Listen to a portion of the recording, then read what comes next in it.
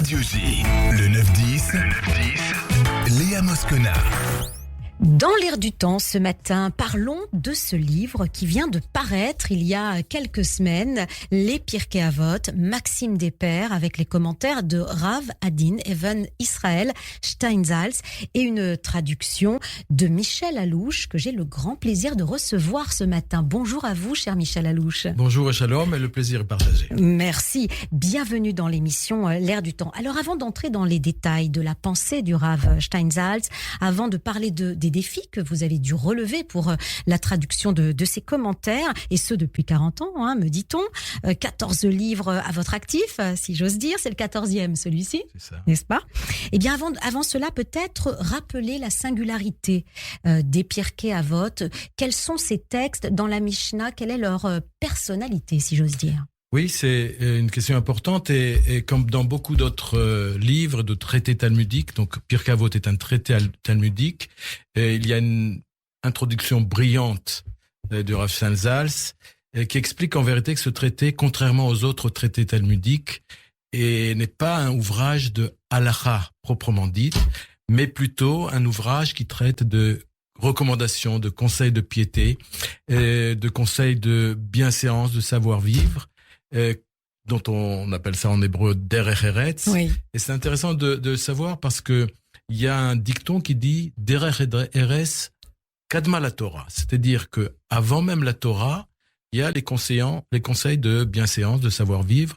Et c'est donc pas étonnant que Pirkei Avot est lu entre Pessah et Shavuot, le don de la Torah. Donc on commence par les conseils de Derech Eretz avant de recevoir la Torah. Bien se comporter et la récompense, c'est la Torah, si je comprends bien. Absolument.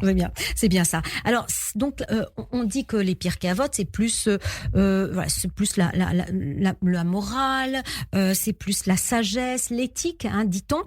Est-ce que c'est la raison pour laquelle c'est un texte qui est lu par tous en réalité et qui est connu depuis peut-être même le Moyen-Âge par les nations tout entières? Oui, c'est vrai que c'est un traité où on peut trouver des conseils qui s'appliquent absolument à tout le monde. Il y a d'ailleurs une des Mishnayot qui est un petit peu universelle puisqu'elle rappelle que Dieu a créé l'homme à son image. C'est connu, je le disais tout de suite, parce que c'est un texte que toutes les synagogues lisent entre Pessah et Shavuot, parfois même pendant tout l'été. Il faut quand même bien dire que dès la première Mishnah, on apprend cette chaîne de transmission, on en reparlera peut-être tout à l'heure, mais pour bien nous souligner que ces conseils d'éthique ne sont pas une simple invention de nos sages, mais ont leur source déjà même au Mont Sinaï. Oui. Alors, je le disais tout à l'heure, c'est lu et plus ou moins connu par le monde entier. Et d'ailleurs, est-ce que vous êtes d'accord avec moi si je vous dis que l'évidence de l'origine est forte pendant le siècle des Lumières? Et que les philosophes des Lumières, on le sent bien finalement, se sont inspirés de ces Pirkei Avot. Oui, non, les communications et les échanges entre le monde juif et le monde non juif ont toujours été là. Bien sûr, on sait l'époque d'ailleurs en Espagne entre l'islam et le judaïsme. Et bon, entre le christianisme et le judaïsme, ça n'a pas toujours été la meilleure communication, mais il y a des parallèles, absolument. Alors, d'autres parallèles, je peux pas m'empêcher de le mentionner d'ailleurs. Oui, je l'ai mentionné à la soirée du CEJ, puisque il y a une anecdote intéressante. En 1996, le Rav Steinsaltz a été invité par l'Académie de sciences de Pékin pour faire un exposé sur la comparaison entre Pirkei Avot et Confucius. Pirkei Avot a été traduit d'ailleurs à cette occasion en chinois. Wow. Et sachant que le Rav Steinsaltz avait une culture énorme, une connaissance vaste, il a donc fait cet exposé en disant que c'est sûr qu'il y a des similarités entre Pirkei Avot et Confucius, mais il faudrait plutôt aller chercher vers Mencius or Lao Tse. Ne me demandez pas qui est-ce. Mais vous voyez, avec cette histoire que vous nous racontez, ça définit finalement l'homme. Et c'est peut-être la raison pour laquelle il vous a fait une demande vraiment très précises pour ce livre-là. Avant son décès, il vous a demandé directement de traduire en français ce livre, ces commentaires. Oui, là c'est quelque chose qui m'aime beaucoup parce Oui. qu'effectivement tous ces livres que j'ai traduits auparavant, on pourra peut-être en parler tout à l'heure comment j'ai commencé, mais j'ai toujours pris l'initiative de lui proposer, voilà, j'aimerais traduire tel et tel livre. Là, Pirkei Avot, qui avait une importance particulière à ses yeux, je crois savoir qu'il a mis quelques 10 ans pour établir ce commentaire, alors que pour d'autres, il a mis beaucoup moins de temps. Et un beau soir, dans un cours de Chassidoute du jeudi soir à Jérusalem, il est venu vers moi et il m'a dit, j'ai pensé, avec son petit sourire presque timide, que tu pourrais peut-être traduire le commentaire de Pirkei Avot. Ouais. Donc, on comprend l'émotion que vous avez à la sortie, à la publication de ce livre, d'ailleurs, qui est magnifique aux éditions Koren. C'est vraiment un livre, on en parlera tout à l'heure, les éditions qui ont fait finalement à l'image du Rav Adin Steinsaltz un effort sur la pédagogie de ce livre. Alors, justement, parlons du rabbin Steinsaltz. Si je vous donnais 3 mots, tiens, pour le définir. Je sais que c'est un exercice pas facile parfois, mais si vous aviez 3 mots à votre disposition pour définir cet homme, lesquels seraient-ils ? Écoutez, on peut parler de sa vocation. On a parlé justement à la soirée du CEJ.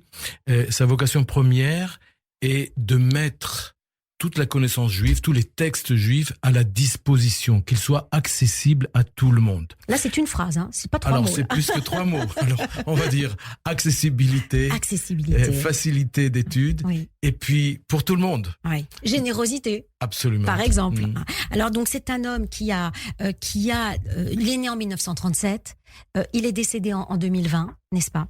Et toute sa vie, son objectif, son urgence, si j'ose dire, c'était vraiment de transmettre, vous diriez. Oui, tout à fait. Et vous m'avez posé une colle parce que dès l'instant où j'ai commencé à parler de 3 mots, je dis mais j'ai oublié ça. C'est la difficulté de l'exercice. Je crois quand même que ce qu'il caractérise aussi, c'est que c'était non pas un homme qui était cloîtré dans son petit bureau à étudier ou à même transmettre la Torah, mais c'était un homme qui était véritablement dans ce monde. Oui. Il avait, de ce point de vue-là, une connaissance extraordinaire. Donc, il était capable de communiquer avec chacun. Il avait pas pratiquement une obsession quand il parlait à quelqu'un. C'est de parler le langage de celui qui était en face de l'autre. J'ai eu l'occasion d'être avec un musicien, d'être avec un scientifique. À chaque fois, il trouvait un langage. Extraordinaire. Il y a aussi un point commun avec vous, c'est que c'est un scientifique. C'était exact. Il était même professeur de mathématiques dans son jeune âge. Et il a étudié à l'Université de Jérusalem pour ça. Merci Michel Allouche. Alors restez avec nous. On va se retrouver dans un instant pour la seconde partie de l'Air du temps.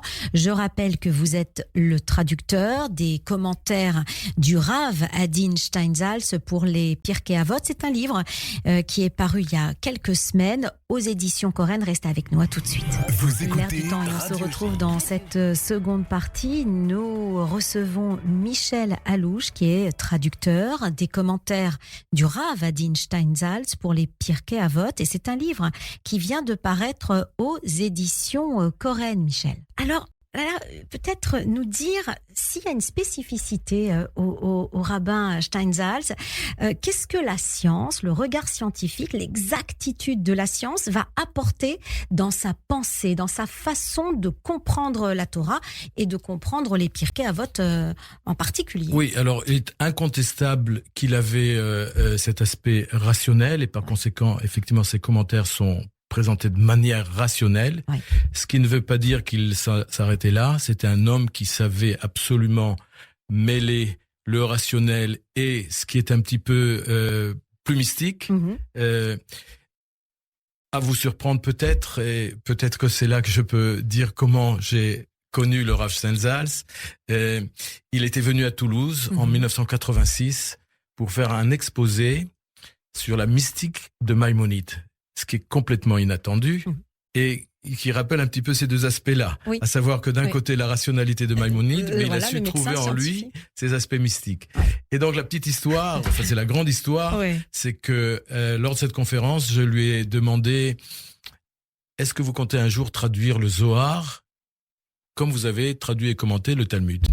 Et avec son humour, il m'avait répondu qu'il aurait besoin d'encore 120 ans pour faire ça. Mais il s'est pas arrêté là. Il m'a dit, écoutez, vient de paraître, en anglais d'ailleurs, il n'y avait pas encore la version en hébreu, il y avait simplement le manuscrit, vient de paraître La rose aux 13 pétales.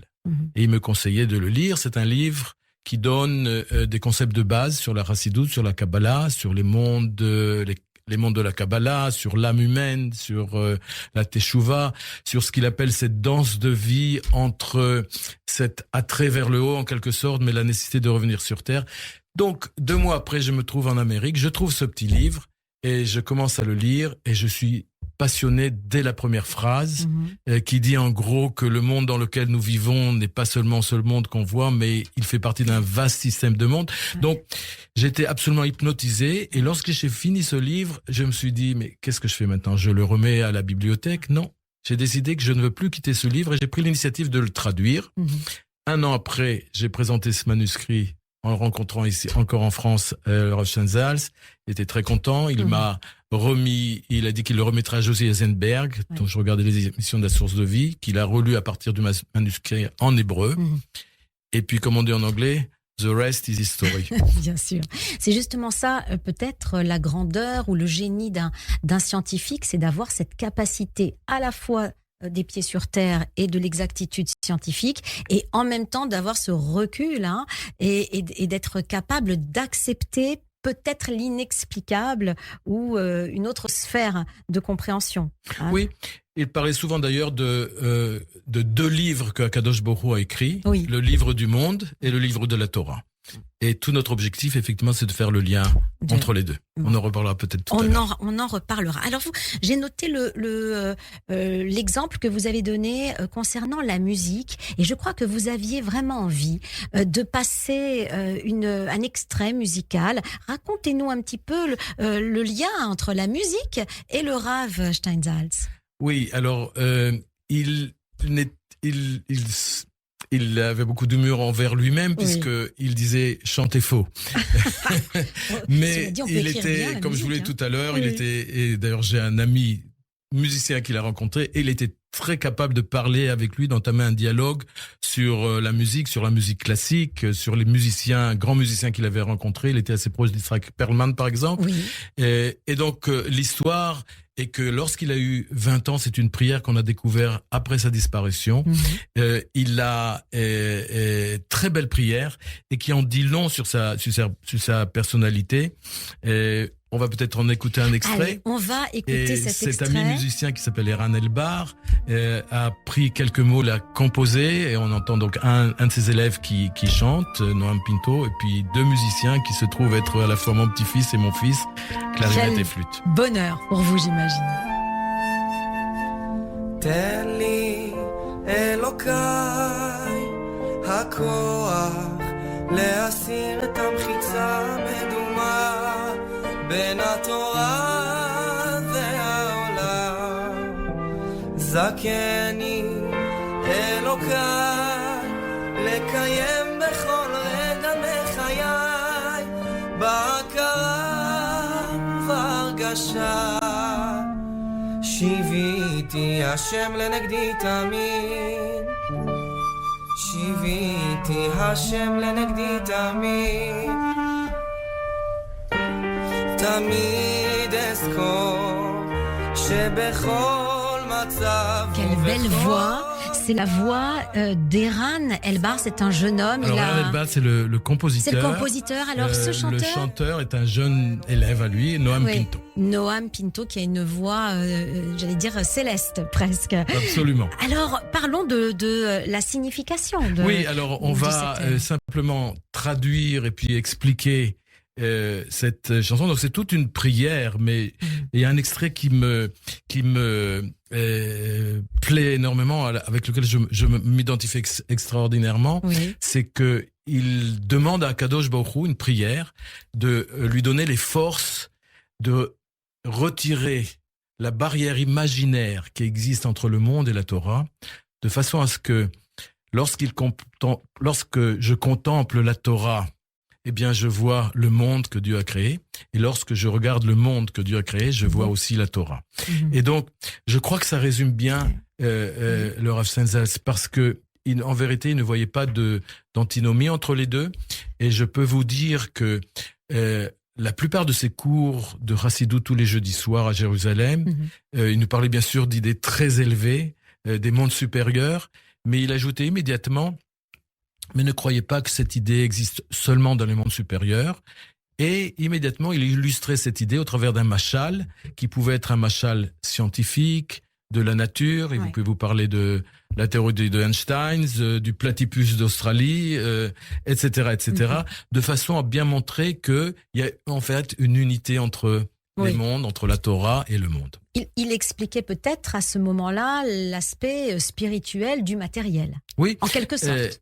C'est ça, c'est une idée de base qui veut que chaque idée spirituelle a sa projection dans ce monde matériel. Alors, quand on est face à un texte du Rav Adin Steinsaltz, j'imagine que les défis pour la traduction doivent être assez élevés.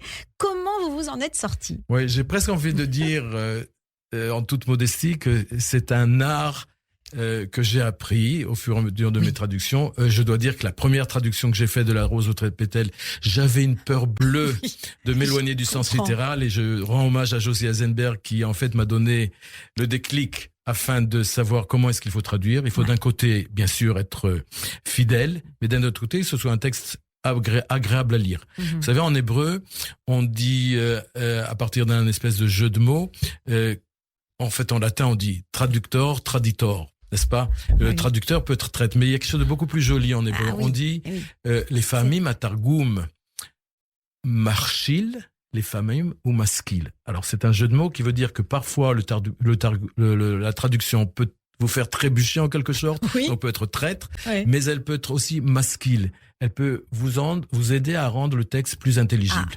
Et donc c'est le défi. Mais dans le cas d'une traduction d'un livre, bon, c'est une chose. Mais lorsqu'on traduit un commentaire, le défi est encore plus grand. Pourquoi ? Parce que la traduction est déjà en elle-même un commentaire. En hébreu, beaucoup de mots sont riches de plusieurs significations. Et par conséquent, si vous regardez la traduction habituelle, vous avez un certain mot. Et puis tout d'un coup, le commentaire, il prend une autre approche. Donc, quelle traduction faut-il choisir ou bien expliquer ? Et c'est un défi que j'ai essayé de relever. Parce que c'est une prise de décision. Il faut choisir. Il faut choisir lorsqu'on traduit. Après, le français a cela de magnifique qu'il existe beaucoup de mots pour décrire un événement parfois et des nuances. Alors là, vous avez le choix. J'imagine que les traductions en anglais sont peut-être moins fidèles, je dirais, que le français qui a cette finesse de réflexion. Oui, alors je traduis de l'hébreu, c'est vrai. De temps en temps, je regarde la traduction en anglais avec laquelle je ne suis pas toujours d'accord, mais il faut savoir effectivement le français a sa richesse aussi. D'ailleurs, statistiquement, il y a au moins 30 ou 40% de plus de mots quand on traduit que dans le texte original. Ah ben voilà. Donc finalement... Alors, est-ce qu'il y a par exemple un extrait d'une formulation, d'un mot en hébreu qui vous a posé problème ? Est-ce que vous avez comme ça, dans votre mémoire, une anecdote concernant une traduction où là, vous avez eu besoin peut-être du regard de quelqu'un d'autre pour être sûr ? Oui, alors je peux... Comme ça, tout de suite, à l'esprit me vient ce genre de traduction qui peut être comprise de manière différente. Ça me paraît d'ailleurs assez bien refléter aussi ce que on va peut-être dire à propos de Rav Steinsaltz encore, mais il y a une Mishnah qui nous dit que si on a, c'est Rabbi Yochanan ben Zakkai qui nous dit, si on a étudié la Torah, az al tarzik tova leatzmecha. Ça veut dire, ne t'en fais pas l'éloge, ne t'en vante pas parce que c'est pour ça que tu as été créé. Mais on peut aussi comprendre autrement. Donc ça, c'est la traduction en quelque sorte littérale. Mais on peut aussi comprendre Al Tarzik Tova. Et la Mishnah, une autre Mishnah nous dit En Tova et la Torah. Donc ne garde pas cette Tova pour toi. Et c'est-à-dire que d'un autre côté, on sait que dans une autre Mishnah, on nous dit En Tov et la Torah. Donc quand on parle de Tova, c'est le Torah. Et donc cette Mishnah vient nous dire en plus, ne garde pas la Torah pour toi. Tu dois la partager parce que c'est pour ça que tu as été créé. Et donc là, il faut trancher, j'allais dire. Il faut trancher dans le sens. Il faut trancher ou bien indiquer les deux possibilités. Parce qu'on est dans on n'en a pas trop parlé encore, mais on est dans un commentaire très riche, dans un format extraordinaire de qualité de Koren, dont vous allez trouver d'un côté le texte en hébreu, la traduction littérale, la traduction littérale commentée qui va vous aider à lire la traduction littérale avec un peu plus de détails. Et puis ensuite, on va aller vers les éclairages. Alors c'est là où on peut élargir le commentaire, parler des deux sens, etc. Il y a aussi d'autres originalités dans ce format, puisque chaque fois qu'on cite un sage dans la Mishnah, on nous donne une biographie résumée. Toutes les personnalités. Il y a d'ailleurs un index des personnages à la fin qui vous permet d'aller tout de suite aux personnages qui vous intéressent. Et puis, encore une fois, le Rav Steinsaltz, le contexte. Ce contexte qui peut être un contexte historique, un contexte linguistique. Si on va parler par exemple d'apikoros, qu'on traduit en général par hérétique, incroyant, eh bien, on va nous expliquer l'origine grecque du mot. Le philosophe Épicure, qui était en fait l'opposé de la croyance, etc., etc. Ouais. Non, c'est ce que je disais. C'est vraiment, le livre est fait pour la pédagogie, pour avoir énormément finalement d'informations, mais aussi pour créer cette réflexion tellement nécessaire et fondamentale dans le judaïsme. Tout à fait. Donc c'est un outil d'étude. Comme le disait son fils à la soirée du CEJ, il disait que tout le but c'était d'avoir en quelque sorte un maître dans sa poche. Mais un ami, il faut bien dire aussi que le travail n'est pas complètement mâché.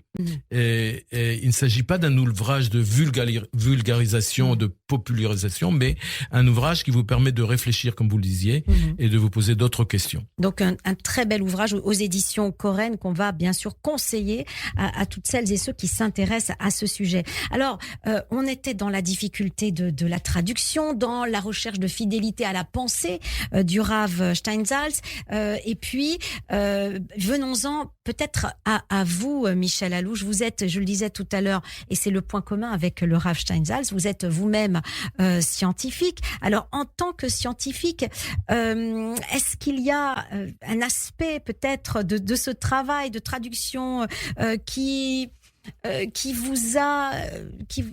vous plaît, c'est-à-dire est-ce que en tant que scientifique la science vous a apporté, vous a facilité aussi l'approche de cette traduction? Je dirais qu'il y a une peut-être symbiose entre ma carrière professionnelle et puis la traduction.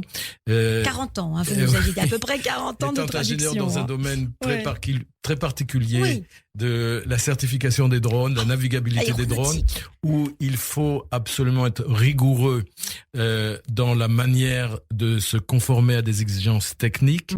Donc, il y a probablement ici une espèce de déformation professionnelle qui m'oblige aussi à la rigueur envers ce texte. Alors, une maxime peut-être, une ou deux, combien vous voulez nous parler de maximes qui vous êtes peut-être chères? Alors, je vais vous en donner deux. Allez, deux. Puisqu'on vient de parler des drones, dans les conférences que je donne un peu partout dans le monde, au nom d'Israël, j'aime toujours finir ma conférence par une citation. Et j'ai parfois cité les Pirkei Avot, toujours à partir de cette idée qu'il y a une idée spirituelle qui se retrouve dans le matériel. Il y a une Mishnah qui nous dit sache qu'il y a toujours sache qu'il y a lieu au-dessus de toi, un œil qui voit, une oreille qui entend, et tout est écrit. C'est ce que fait un drone. Il regarde, il entend, et puis il enregistre. Très belle image. Là, je comprends que ça vous plaise.